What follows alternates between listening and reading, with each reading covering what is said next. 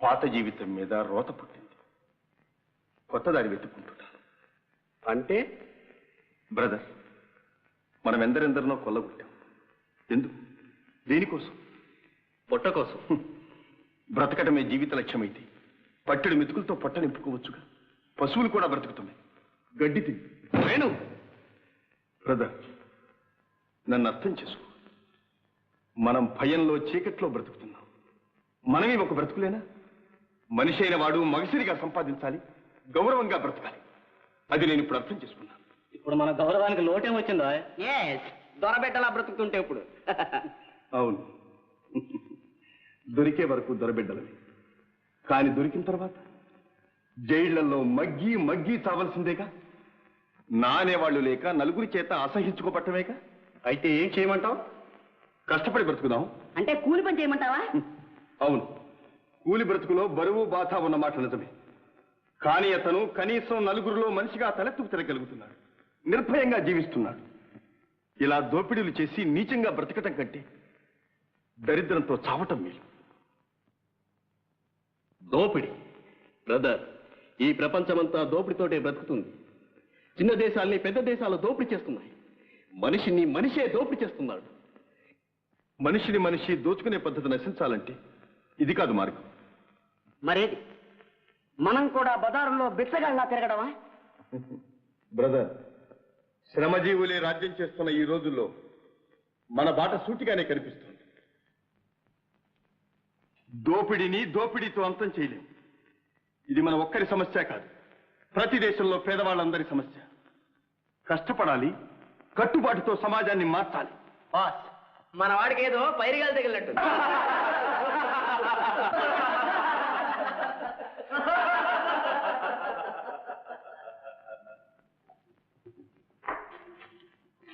నవ్వటం కాదు, మనం ఎంత హీనాతిహీనంగా బ్రతుకుతున్నామో తలుచుకుంటే ఏడవాలి.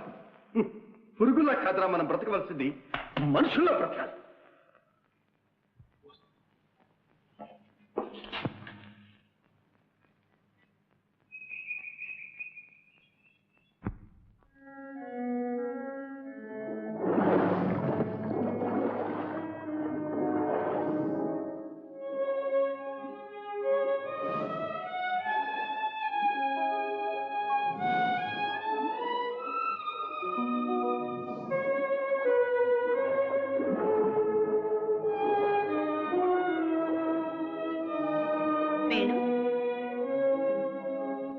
వేణు,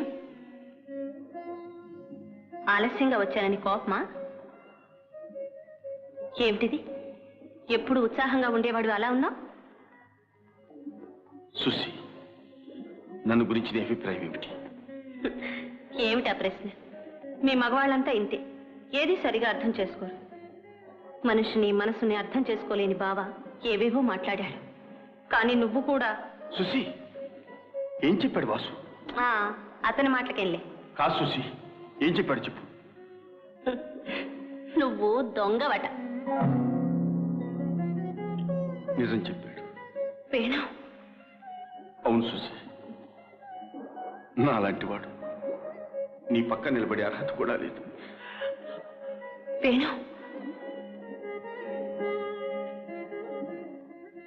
వేణు, ఎందుకంత బాధపడతావు? బావ ఈర్ష్యతో అన్న మాటలకు విలువేముంది? అసూయ అబద్ధాన్ని సృష్టిస్తుంది. ఎవరేమన్నా నీ మీద నాకుండే ప్రేమ మారదు, మారబోదు. సుసి, నేనంటే నీకెందుకింత నమ్మకం? ఏ, నా మీద నీకు నమ్మకం లేదా? ఒక్క నమ్మకమే కాదు, ప్రేమను మించిన గౌరవం, అంతకు మించిన భక్తి నీ మీద నాకు. నేనేమన్నా దేవతను అనుకున్నావా?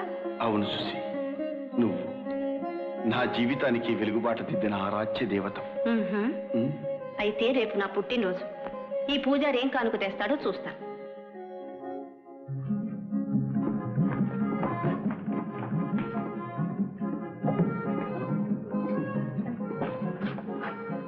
హలో హలో, ఏం ఆలస్యం చేశారే? ఆడవాళ్ళ ప్రయాణం కదండి, ఆలస్యం తప్పుతుందా? పేరు మాది, కానీ ఈ రోజుల్లో ఆడవాళ్ళ మించి మగవాళ్ళే ముస్తాబవుతుంది. బాబు, ఆ ఎనపెట్టి లోపలికి తీసుకురండి. కూర్చోండి.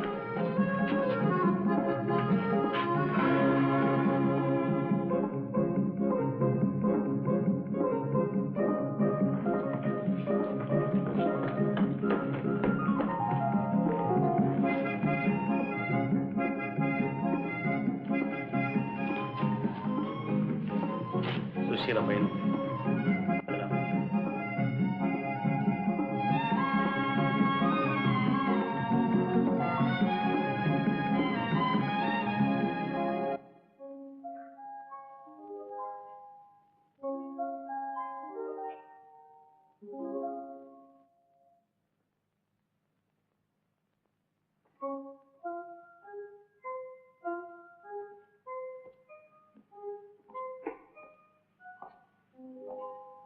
సుశీ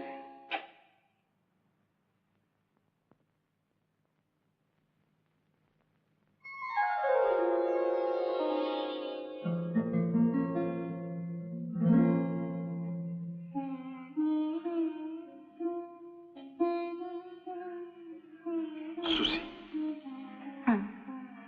ఎంత అందంగా ఉన్నావు.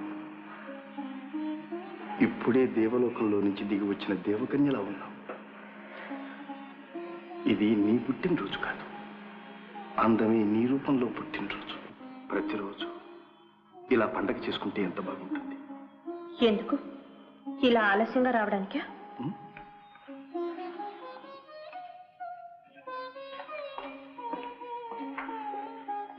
ఈ ఆలస్యానికి కారణం నువ్వే. నేనా? అవును, రాణి గారికి ఏం బహుమానం తేవాలా అని ఆలోచించడంలో ఆలస్యమైంది. ఏమిటో చెప్పు చూద్దాం.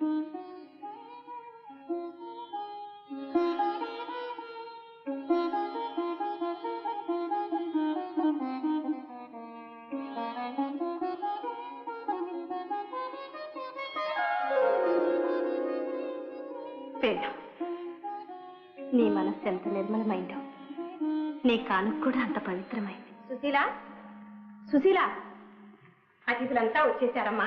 ఇంకా నీ ముస్తాబు కాలా? వస్తున్నా అత్తయ్య. వీరు నా స్నేహితులు, మిస్టర్ వేణు. నమస్కారం. నమస్కారం. త్వరగా రండమ్మా, రండి. శెట్టి గారు, ఏమిటండి ఇంత బహుమానాలు ఇవేను?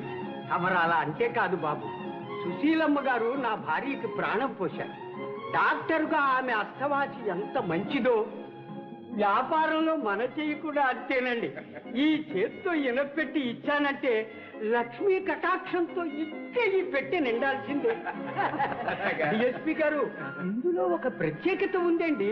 ఏంటబ్బా? ఈ పెట్టి తెరవడం ఎంత గజ దొంగకైనా సాధ్యం కాదు బాబు. అయితే మాకు పని తగ్గించారన్నమాట. శెట్టి గారు, ఏమిటో ఆ ప్రత్యేకతగా చూపించండి. తమరే తెరిచి చూడండి బాబు.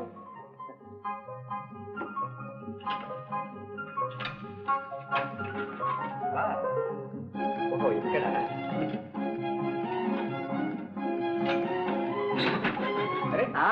అందులోనే ఉంది కిటుకు.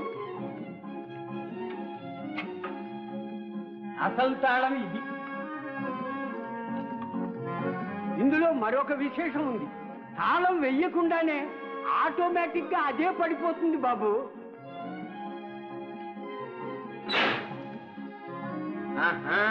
మొత్తం మీద ప్రత్యేకంగానే తయారు చేయించారన్నమాట. ఓ. Very good. దయచేయండి.